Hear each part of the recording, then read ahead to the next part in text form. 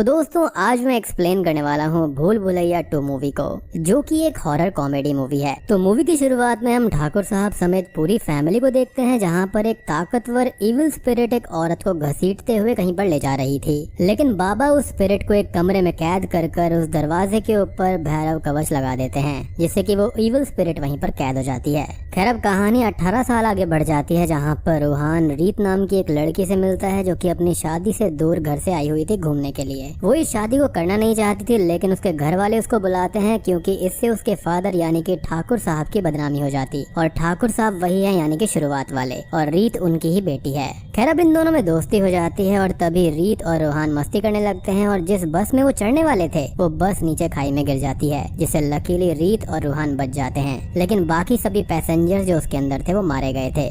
अब रीत के घर वाले और उसकी छोटी बहन इससे काफी परेशान थी, लेकिन रीत उनको एक बूथ से कॉल लगाती है। लेकिन रीत की आवाज उसकी छोटी बहन को नहीं आती, लेकिन रीत सब कुछ साफ साफ सुन पा रही थी। तो रीत यहाँ पर ये सुनती है कि जिस लड़के से उसकी शादी होने वाली थी यानी कि सागर से, वो उसकी छोटी बहन से प्यार करता है और उसकी छोटी बहन भी उसे प्यार करती है। अब रीत को ये लगने लगता है कि अगर वो घर गई तो पक्का ठाकुर साहब उसकी शादी उसी लड़के से करा देंगे और उसकी बहन का घर नहीं बसेगा। तो वो रूहान को अपने साथ उसके दूसरे घर में राजस्थान में चलने के लिए बोलती है, जहाँ पर वो बचपन में रहा करती थी, जो कि कोई और घर नहीं बल्कि वही घर है जिसको शुरुआत में दिखाया गया था, जहाँ पर एक आत्मा कैद है। खैर अब अंदर जाने से पहले ही वहाँ पर लॉक और गेट खुद पे खुद ही खुल जाते हैं। काली बिल्ली रूहान पे आ गिरती है, जिससे वो डर जाता है। यहाँ की लाइट्स भी खुद पे खुद ही ऑन हो जाती हैं, लेकिन रीत को इससे डर नहीं लगता।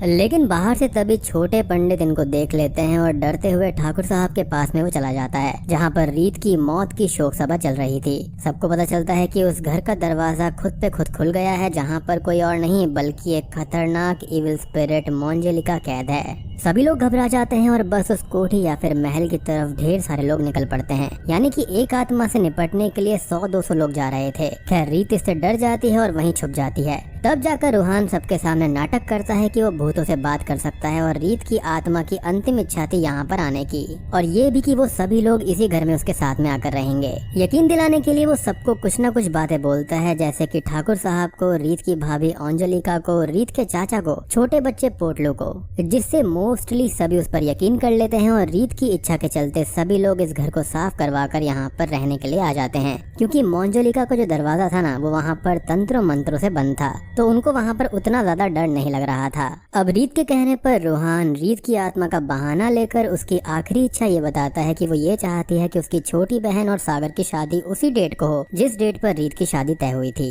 रीत की आखिरी इच्छा के चलते सभी इस पर मान जाते हैं, और सागर और रीत की छोटी बहन के मन में लड्डू फूटने लगते हैं, क्योंकि वो एक दूसरे से प्यार करते थे। लेकिन घर के अंदर मोंजेलिका की आत्मा के चलते कुछ न कुछ हलचल हम देख पाते हैं, जैसे रूहान को उसके ही जैसे कई रूप दिखाई देते हैं, रेवन बर्ड्स भी दिखाई देती हैं। बट अभी तक रीत इस बात को नहीं मान रही थी कि इस घर के अंदर कोई चुड़ैल या फिर भूत है, लेकिन रूहान को इनसे काफी डर लगता था। खैर इवेंचुअली अब दोनों में प्यार हो जाता है और गाने वगैरह बजने लगते हैं। अब यहाँ पर छोटे पंडित, बड़े पंडित और उसकी बीवी यानी कि पंडित आयन को उस पर यकीन नहीं था, यानी कि रूहान के ऊपर, क्योंकि इससे उनके धंधे के लिए खतरा था। तो वो उसको फंसाने के लिए उसको मुखिया के घर पर ले जाते हैं। लेकिन कहानी यहाँ से एक अजीब सा मोड़ ले लेती है, क्योंकि एक हादसे के दौरान रूहान मुखिया की मरी हुई माँ के पास से छुपा हुआ खजाना निकाल देता है, जहाँ पर पंडित लोगों ने उसको फंसाने का प्लान बनाया था। और बस यहाँ से रूहान जो होता है वो रूह बाबा के नाम से फेमस हो जाता है, और सभी गांव के लोग उसके पास में अपनी परेशानियां लेकर आने लगते हैं। मीनवाइल शराब के नशे में चाचा जी और रूहान मोंजेलिका वाले बंद दरवाजे और 3rd फ्लोर पर जाते हैं, जहाँ पर रूहान उस त्रिशूल को जैसे ही हटाता है वहाँ पर हवाएं चलना शुरू हो जाती हैं, जिससे कि वो डर जाता है और त्रिशूल वापस रख देता है। लेकिन तभी वहाँ पर अंजलिका भाभी आ जाती हैं और हमको मोंजेलिका की पूरी बैक स्टोरी दिखाई जाती है। असल में इस कमरे के अंदर जो कैद है वो कोई और नहीं बल्कि अंजलिका भाभी की सगी बहन मोंजेलिका है, जो कि ट्विंस थी। वो दोनों और उनके बाबा यहाँ पर संगीत और नृत्य की कला के साथ में यहाँ आए थे। इनके बाबा हमेशा अंजलिका को ही प्यार किया करते, जिसके चलते मोंजेलिका काली विद्या सीखने लगी जेलसी में, और ये दोनों ही बहनें बड़ी हो गयी, जिनका कैरेक्टर यहाँ पर तब्बू ने निभाया है। जल्दी ही मोंजेलिका पूरी तरह से काली विद्या सीख लेती है और उसको कुंवर जी यानी कि ठाकुर साहब के बेटे से प्यार भी हो जाता है। लेकिन उनको मोंजेलिका से नहीं बल्कि अंजलिका से प्यार था और उनकी शादी भी हो जाती है। लेकिन मोंजेलिका अब अपनी बहन पर काला जादू करती है है, जिसको उसके बाबा देख लेते हैं, लेकिन वो अपने बाबा को भी मार डालती है और कहती है कि आप हमेशा से ही एक बेटी चाहते थे ना, अब आपकी एक ही बेटी जिंदा रहेगी। सुहागरात वाले दिन ही मोंजलिका अंजलिका पर हमला करती है और फिर कुंवर को भी मारने वाली होती है, लेकिन एक चाकू की मदद से अंजलिका अपनी ही बहन को मार डालती है। लेकिन मोंजलिका मरने के बाद भी उनका पीछा नहीं छोड़ती और कुंवर जी को ऊपर से नीचे धक्का दे देती है, जिससे उनकी पूरी बॉडी ही पैरालाइज्ड हो जाती है, यानी कि वो 18 साल से पैरालाइज्ड होते हैं। अब इसके बाद में ही उस बाबा को बुलाकर मोंजलिका को उस कमरे में कैद कर दिया गया था और यही मूवी का स्टार्टिंग सीन था। रूहान को अंजलिका भाभी स्ट्रिक्टली मना करती हैं कि वो बिल्कुल भी इस दरवाजे को ना खोले, क्योंकि जो मोंजलिका की आत्मा है वो नॉर्मल आत्माओं से काफी अलग है। खैर, अब एक दिन छोटा पंडित रीत को देख लेता है और हवेली में बड़े पंडित और पंडितायन के साथ में काफी सारे लोगों को लेकर आ जाता है। रीत को अब पूरे महल में ढूंढा जाता है, जहाँ पर वो उसी कमरे में जाकर छुप जाती है जहाँ पर मोंजलिका कैद थी। तभी हम मोंजलिका को उस कमरे के अंदर रीत के पीछे देख पाते हैं, जो कि बदले की भावना में जल रही थी। तभी अचानक से ही रूहान वहाँ पर आता है, जिसके सामने रीत मोंजलिका के गेटअप में डांस करने लगती है, लेकिन वो उससे मजाक कर रही थी। लेकिन अब मोंजलिका की आत्मा इस कमरे से आजाद हो गई थी। घर में शादी का माहौल भी था, लेकिन मोंजलिका सभी बर्तन ढोल लगाड़ों को हवा में लेविटेट कर देती है, जिस दौरान रीत को भी यकीन हो जाता है कि मोंजलिका वाकई में है और वो आजाद हो गई है उनकी गलती की वजह से। तभी सभी लोग बाहर दीवारों के ऊपर मोंजलिका को चलते हुए देखते हैं, लेकिन रूहान ये कहता है कि ये रीत है, जो कि उन सब पर शक करने के लिए नाराज हो गई है। खैर, मोंजलिका अंजलिका को उसके बेड से खींचने लगती है और उसको डराती है कि वो उन सबको तड़पा तड़पा कर मार डालेगी। अंजलिका जाकर ये भी देखती है कि घर के बाहर रेवन बर्ड्स भी बैठी हुई थी। खैर, तभी अंजलिका भाभी डरी डरी रूहान के कमरे में जाती हैं, जिसको ये पता चल गया था कि रीत जिंदा है और बस अब सारी डिटेल्स रीत अपनी भाभी को बता देती है कि शुरुआत से अब तक क्या क्या हुआ है। रूहान का सच भी उनको पता चल गया था। ये लोग अब स्टार्टिंग वाले बाबा के पास में भी जाते हैं, जहाँ पर वो इनको वार्न करते हैं कि वो आत्मा वहाँ पर पिछले 18 सालों से कैद थी और उसकी शक्तियाँ बहुत बढ़ गई होंगी, लेकिन वो एक यज्ञ करेंगे जिसके दौरान मोंजलिका की शक्तियाँ काफी कम हो जाएंगी और उनको नुकसान नहीं पहुँचा पाएगी। हम ये भी देखते हैं कि मोंजलिका घर में पोर्टलों के साथ में खेल रही होती है, लेकिन वो उसको नुकसान नहीं पहुंचाती, जो कि काफी स्ट्रेंज था। तभी अचानक से ही मोंजलिका एक रात उस बाबा को पजेस कर लेती है और उनके ही हाथों उनके साथियों को मरवा देती है, जिससे डरकर बाबा वहां से भाग जाते हैं, विच वॉज वेरी ब्रूटल। और वो उनको मॉक कर रही थी कि उसकी शक्तियाँ बहुत ज्यादा बढ़ गई हैं। लेकिन अब एक ट्विस्ट में हम ये देख पाते हैं कि बड़े पंडित की वाइफ भी मोंजलिका बन के सबको डरा रही थी, यानी कि वो जो दीवार पे चलने वाली मोंजलिका थी वो कोई और नहीं बल्कि पंडित की वाइफ थी। यानी कि रियल मोंजलिका तो आजाद हो ही गई है, लेकिन ये भी रूहान का सच बाहर लाने के लिए सब कर रहे थे। लेकिन मोंजलिका इन सबको थप्पड़ मार मार कर इनका भूत निकालती है। बड़े पंडित को तो दूर दूर का भी सुनना शुरू हो जाता है। रूहान को भी इनका सच पता चल जाता है और वो भी इनको काफी मारता है। लेकिन तभी रूहान का सामना मोंजलिका से हो जाता है, जो कि बेखौफ होकर वहां पर जाता है, क्योंकि उसको ये लग रहा था कि ये कोई और नहीं बल्कि पंडित की वाइफ है।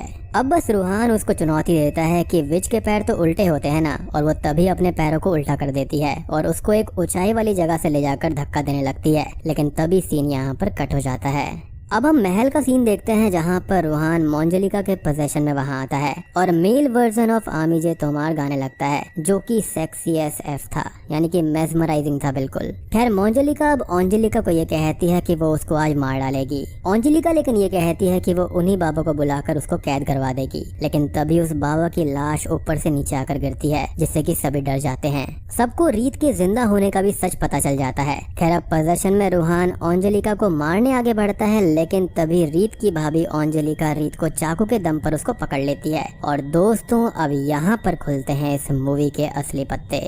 असल में इस घर में जो रीत की भाभी बन के रह रही थी पिछले 18 सालों से, वो अंजलिका नहीं बल्कि मोंजलिका थी। जी हाँ, उसने उस शुरुआत वाले बाबा के साथ मिलकर काला जादू करके अंजलिका को अपने वश में कर लिया था सुहागरात वाले दिन। अब सुहागरात वाले दिन उसने अंजलिका को अपने वश में किया और उसके कपड़े पहनकर खुद को मोंजलिका से अंजलिका बना दिया।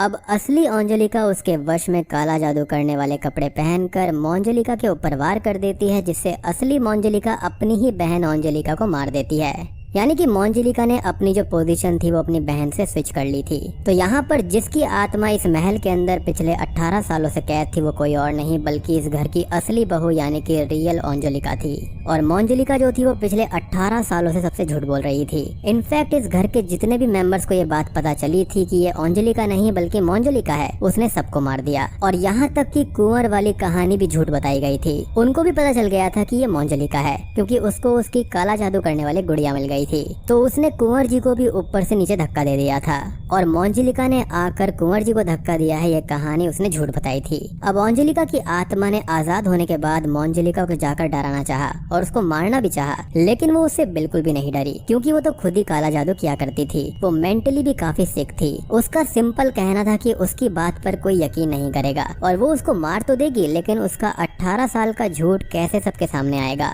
तब जाकर रूहान का रोल यहाँ पर आता है। जब उस दिन आपको याद होगा कि अंजलिका की आत्मा उसको ऊंचाई पर ले गई थी, तो वो गिरा नहीं था, बल्कि अंजलिका ने उसको बचा लिया था और ये कहा था कि वो रीत को लेकर यहाँ से चला जाए। तब जाकर उसने अंजलिका को भाभी बुलाया और उसके सामने सारी सच्चाई आ गई और वही अंजलिका का दर्द समझ पाया था। और यही रीजन था कि उसने पोजेशन का नाटक किया, ताकि अंजलिका का जो सच है वो सबके सामने आ जाए। लेकिन इसके बाद में भी वो हंसती ही रहती है, लेकिन इस बार अंजलिका उसको पीट पीट कर उसी दरवाजे और रूम के अंदर कैद कर देती है और सबको वहाँ से जाने का बोलती है।